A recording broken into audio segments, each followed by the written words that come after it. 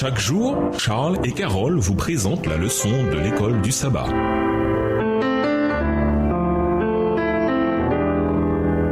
Bienvenue dans votre émission Dieu nous parle. Nous voilà à la leçon de vendredi. Pour aller plus loin, nous vous invitons à lire dans le livre Patriarches et Prophètes le chapitre La Tour de Babel dans le livre écrit par Ellen G. White. Au projet qu'ils conçurent de bâtir une ville, ils ajoutèrent celui de construire une tour dont la hauteur fabuleuse ferait l'admiration du monde. Cette double entreprise avait pour but d'éviter de se séparer en colonies, contrairement à l'ordre de Dieu de se disperser sur la face de la terre, de la remplir et de la soumettre. Les fondateurs de Babel entendaient se maintenir en une seule communauté et fonder une monarchie qui embraserait un jour la terre tout entière. Leur cité deviendrait ainsi la métropole d'un empire universel.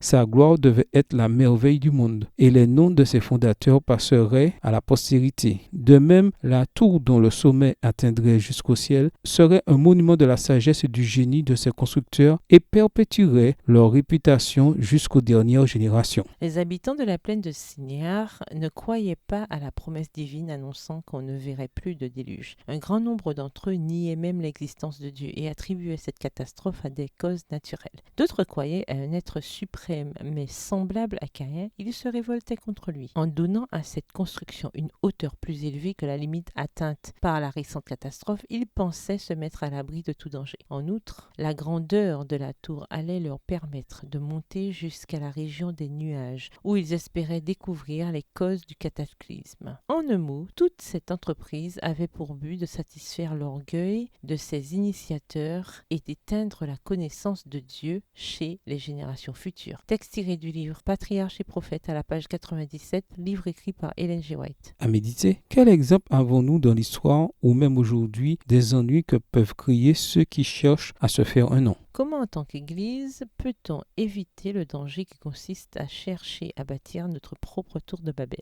De quelle manière sommes-nous peut-être en réalité en train d'essayer de faire exactement cela, même inconsciemment? Au revoir. Et à demain si Dieu veut. Dieu nous parle. Chaque jour, Charles et Carole vous présentent la leçon de l'école du sabbat.